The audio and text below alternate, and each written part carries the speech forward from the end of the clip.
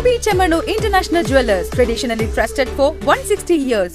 പൗരത്വത്തിന് മതമാണ് മാനദണ്ഡമെങ്കിൽ മാനവികത കൊണ്ട് പ്രതിരോധം തീർക്കുമെന്ന് പ്രഖ്യാപിച്ച് SFIയുടെയും DYFIയുടെയും നേതൃത്വത്തിൽ പെരുമ്പാവൂരിൽ പ്രതിഷേധ പ്രകടനവും പ്രതിഷേധ യോഗവും നടന്നു.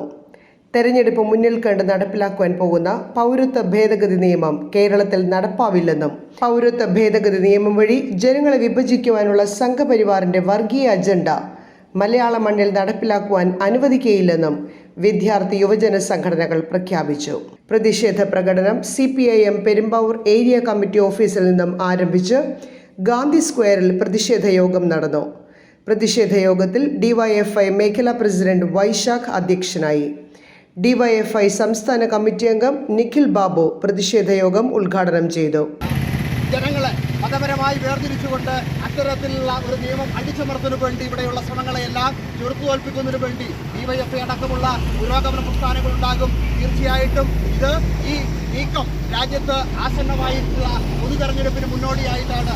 ഏതാനും ദിവസങ്ങൾക്കകം തന്നെ രാജ്യത്ത് പൊതുതെരഞ്ഞെടുപ്പിന്റെ വിജ്ഞാപനം പുറത്തിറങ്ങുമെന്നുള്ള ഘട്ടം വരുമ്പോൾ അവിടെ നമ്മൾ ആദ്യം കൊണ്ട് രാമക്ഷേത്രത്തിന്റെ ഭാഗമായി ഇതിന്റെ നിർമ്മാണത്തിന്റെ ഭാഗമായി നിർമ്മാണം പൂർത്തിയാക്കാത്ത രാമക്ഷേത്രത്തിനകത്ത് ഇത് അവരുടെ പ്രഖ്യാപനം പോലെ തന്നെ ഈ രാജ്യത്ത് പൗരത്വ ഭേദഗതി നിയമം ഉൾപ്പെടെ നടപ്പാക്കാൻ അത്തരത്തിൽ തമ്മിലടി ഉൾപ്പെടെ ഉണ്ടാക്കിക്കൊണ്ട് ഇവിടെ അധികാരത്തിൽ വീണ്ടും വരാൻ ലഭിക്കുന്ന പോലെ കേരളത്തിനകത്ത് ഈ സർക്കാർ നിലനിൽക്കുന്നിടത്തോളം കാലം ഇത്തരത്തിലുള്ള BJPയുടെ RSSന്റെ രാഷ്ട്രീയ ഹുങ്കിന് മുന്നിൽ തനകുലിക്കാത്ത നാടായി ഈ കേരളം എന്നും വർഗീയതയ്ക്കെതിരായിട്ടുള്ള പോരാട്ടത്തിന് മുന്നിലുണ്ടാകും എന്നുള്ളത് നമുക്കൊക്കെ ഉറപ്പാണ്.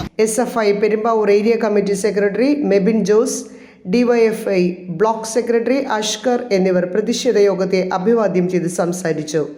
അനന്തു നന്ദി പറഞ്ഞു. News desk കൊച്ചിവട്ടം.